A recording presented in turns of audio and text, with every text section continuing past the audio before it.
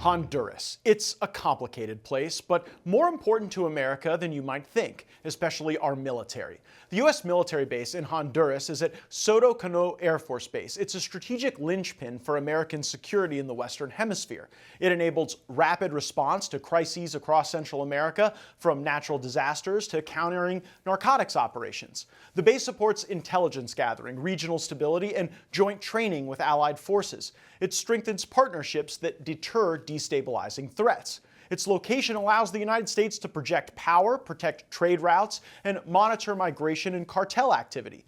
In short, Soto Cano is America's forward operating hub in Central America. It's our eyes, our ears, our quick reaction, and it's just a few hours from the southern border. So we have a major military asset sitting in a country where things are less than stable.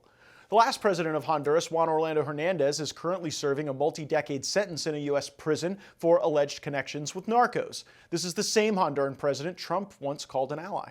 That President Hernandez is working with the United States very closely. You know what's going on our southern border, and we're winning after years and years of losing. We're stopping drugs at a level that has never happened, unfortunately.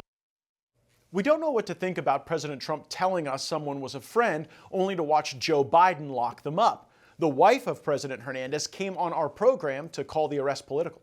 My husband is innocent. Just like President Trump was a victim of lawfare, my husband is a victim of the DOJ's Biden lawfare agenda against him.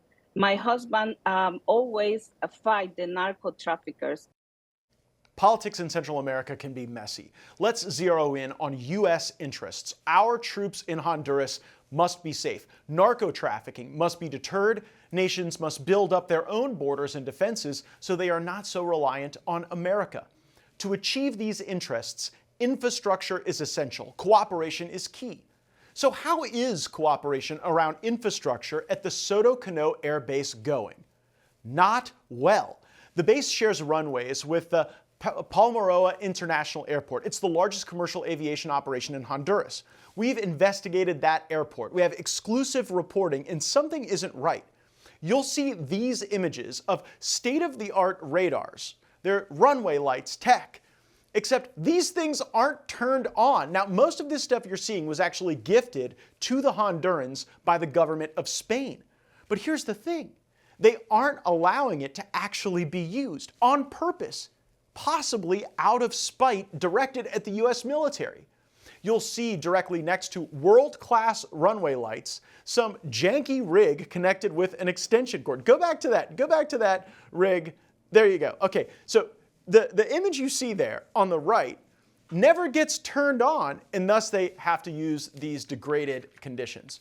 So why would Honduras refuse to flip the switch on runway radar light systems that work? Why would they have the U.S. military using this long wire connected to degraded performance? I'm concerned the Honduran government is actually trying to send the United States a message in the pettiest and most counterproductive of ways. You see, the current operator of the Honduran airport lives in America. He's friendly with the West. He's outwardly supportive of the United States and President Trump. And that's not the direction the Hondurans are headed. I'm very concerned about the rising influence of China in Honduras. Since Xiomara Castro assumed the presidency of Honduras in January of 2022, she's made an official visit to the People's Republic of China. She went in June of 2023. She traveled there and became the first Honduran president to pay a state visit since Honduras established diplomatic relations with Beijing earlier that year. Her visit included attending the inauguration of Honduras' embassy in Beijing, meeting with President Xi Jinping in both Shanghai and Beijing, and signing multiple bilateral cooperation agreements in areas such as infrastructure. Honduras' own summary of potential cooperation with China lists aeropuertos, airports. I am concerned that the left-wing pro-China government in Honduras might be purposefully degrading airfields used by American military. When Tren de Aragua was shipped out of the United States into El Salvador, we used this airport. When our Secretary of the Department of Homeland Security, Kristi Noem, went to Central America, she used this airport. Our message to the government of Honduras should be this: turn on the lights and radar at the airport for the safety of American troops and Americans traveling to your country. The idea that the Honduran government can be jerks with an airport in hopes of flipping it from a US-friendly owner to Chinese ownership is the stuff of third world bandits, not a serious country. Honduras has a choice to make, and we are watching. Do you want to bet on China? Do you want to mess with our military and our friends? I wouldn't recommend it. One Honduran president already sits in American jails, and if necessary, we have room for more. For all our viewers asking where One America News is heading in the future, we would like to introduce you to OAN Live.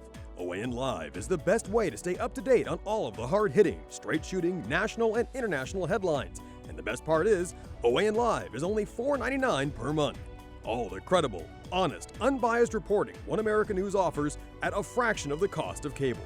Just go to OANN.com to easily sign up for OAN Live and stay informed.